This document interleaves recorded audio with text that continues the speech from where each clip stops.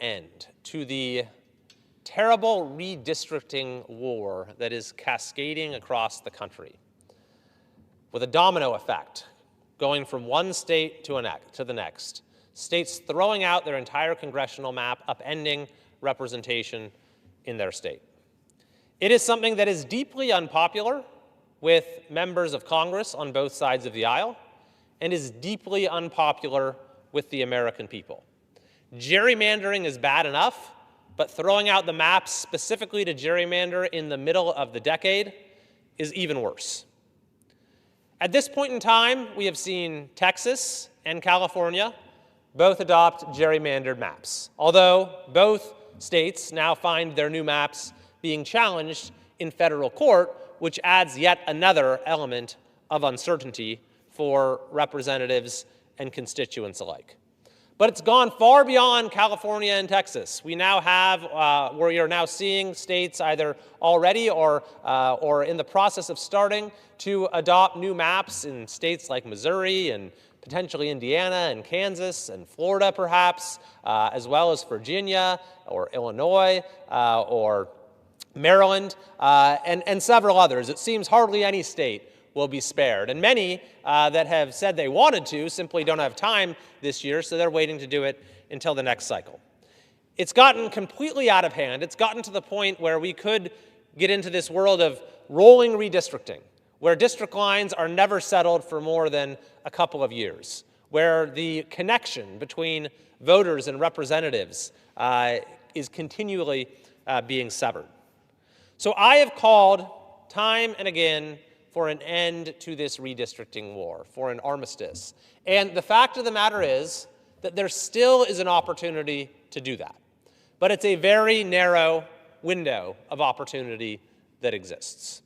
My bill, H.R. 4889, would bar mid-decade redistricting in every state in the country. And this makes sense as an act of Congress under our Article I Election Clause authority, but it makes sense in particular because redistricting itself is a creation of the Constitution, of the federal government, which says that it has to be done every 10 years. And it's only a new phenomenon, a fairly recent phenomenon, where states are deciding to do it more frequently than that. So we can, as a House, pass this measure, and I believe if it were brought to the floor, it would pass overwhelmingly to stop this madness in every state in the country. And the reason I say it's a narrow window is because the filing deadline in Texas is coming up on December 8th, and realistically, nothing that we do here would affect the map in that state after that point in time. So that is really effectively the deadline for a national solution to this problem. Even if, by the way, that deadline were to pass and Texas or California could not be affected, I still think we should move forward to spare these other states from having to deal with the adverse consequences. But I am again today calling upon the Speaker of the House to bring this bill to the floor for a vote so we could end this madness. We can stop mid-decade gerrymandering. We could go back to the way it's supposed to be, where we redraw district lines once every 10 years. And we could focus all of the time and energy and resources being put into this fight, which, by the way, it seems is not even going to help one party or the other to any significant degree. It's probably all going to be more or less a wash, but we can get back to focusing on the issues that actually matter to the American people.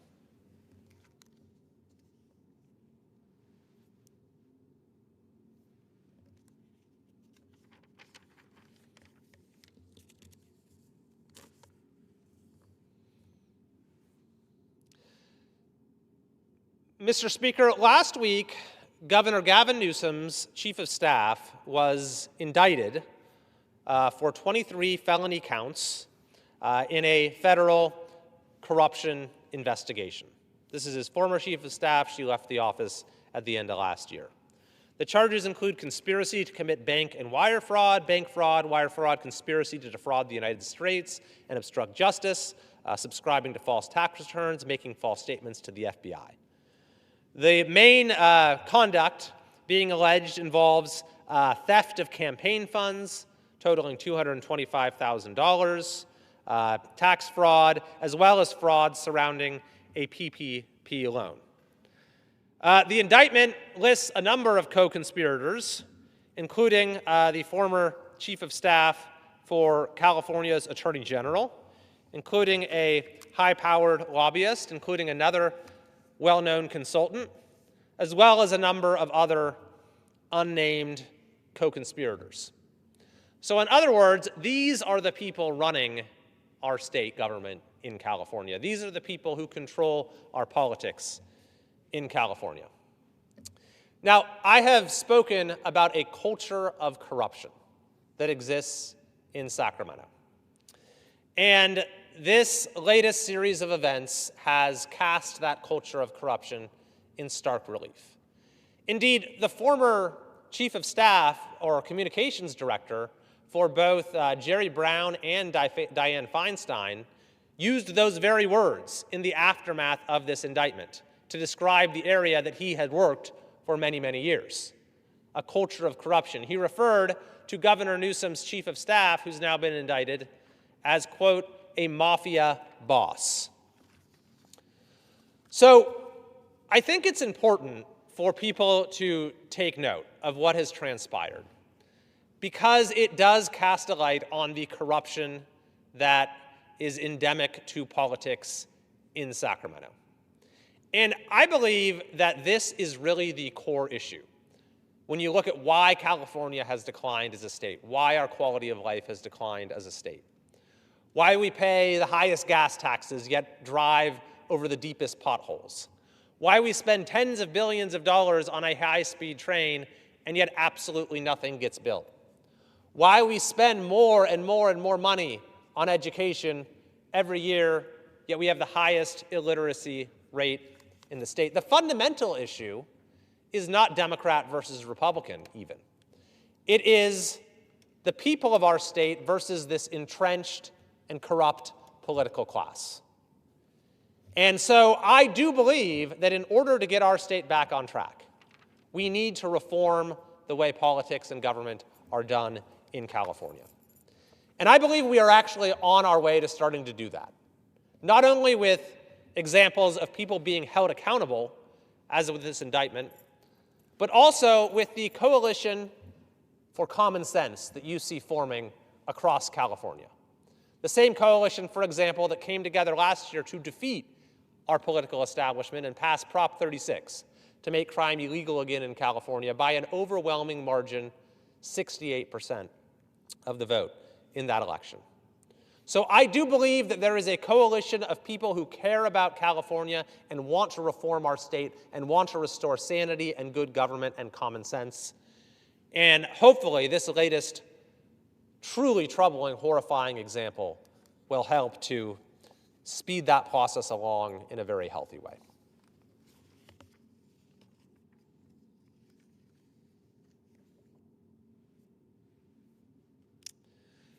Mr. Speaker, today I voted for, and the House passed, the Refinery Act. This is an important piece of legislation that's designed to identify obstacles to expanding refining capacity in the United States. It's designed to promote energy independence. And before going through exactly what the bill does, I wanted to make clear why this is so important for those of us in California.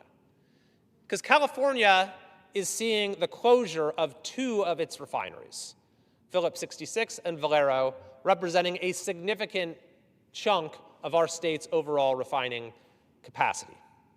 Now, we already pay the highest gas prices of any state in the country.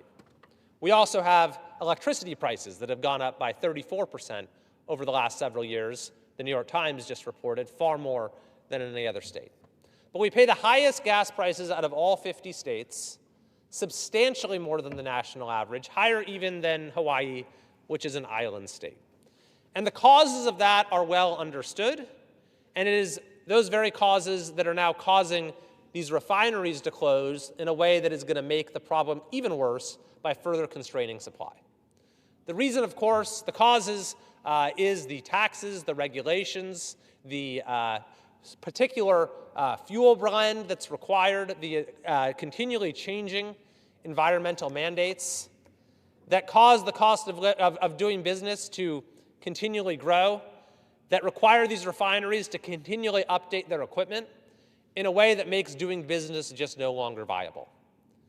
All of these things together led researchers at USC to determine that by the end of next year, Californians could be paying an average of $8 a gallon for gasoline.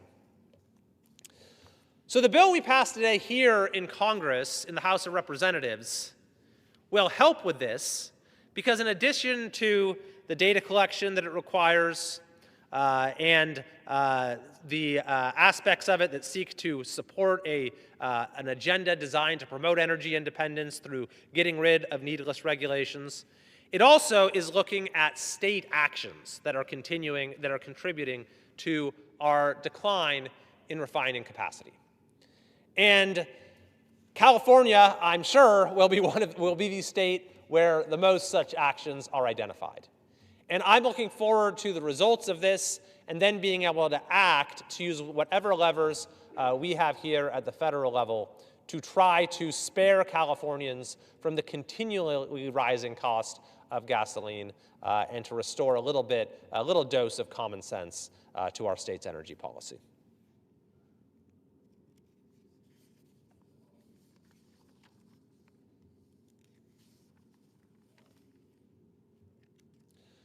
Mr. Speaker, yesterday, California's nonpartisan legislative analyst revealed that the state has an $18 billion deficit.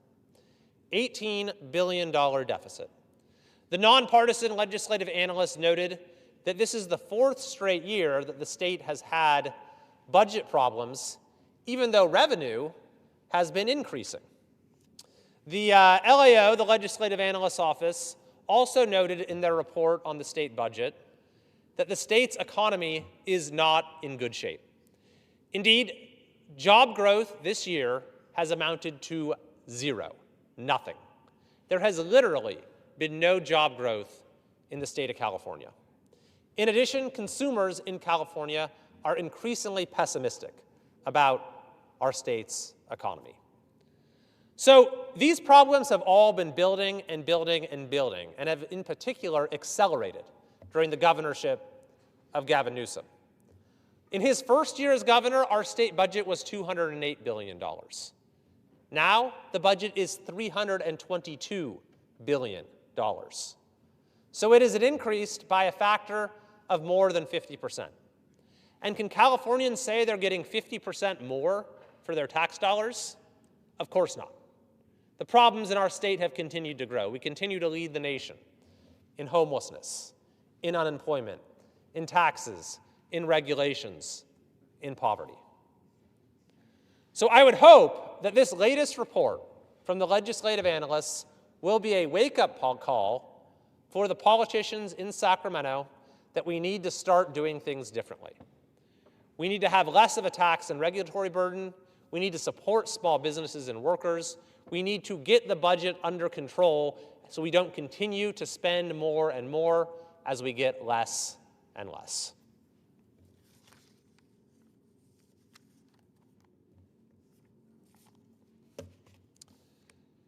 Mr. Speaker, this is the first opportunity I've had to address the House since the passage of Prop 50 in California to gerrymander our state and return us to the era of political gerrymandering. Now, of course, I was against the proposition, and because I'm against gerrymandering everywhere. I'm against it in California, I'm against it in Texas, I'm against it in every state, Republican or Democrat. And my district, the currently drawn 3rd Congressional District, did indeed vote against Prop 50, and if it had its way, it would remain one contiguous district. Unfortunately, this was not decided on a district-by-district basis, so it must be acknowledged that the people of California have spoken. And even though there is ongoing a federal challenge to the new map, I'm proceeding under the assumption that that new map will govern the elections in 2026. But I did want to point to one particular provision in Prop 50 that I actually support. And indeed, I think this is a good part of the reason why it passed, because they actually put this provision, this sentence, right there in the description that people saw on the ballot when they voted, which is the proposition established a state policy of supporting independent redistricting nationwide. And while it, on the one hand, brings back gerrymandering in California, it, on the other hand, calls upon Congress to establish independent redistricting commissions in every state in the country. So I am going to answer that call to action from the voters of our state. I am currently working on legislation to do precisely what the initiative calls for, to establish independent redistricting in every state in the country. And it will be modeled on the Independent Redistricting Commission that Prop 50 just pushed aside in California. So that if we can get this passed here in Congress and signed into law, then by the time of the next census in 2030, when states are actually supposed to be redrawing district lines, the horrible scourge of gerrymandering, this scourge on our democracy, will finally be put to an end in the United States of America. Thank you, Mr. Speaker. I yield back.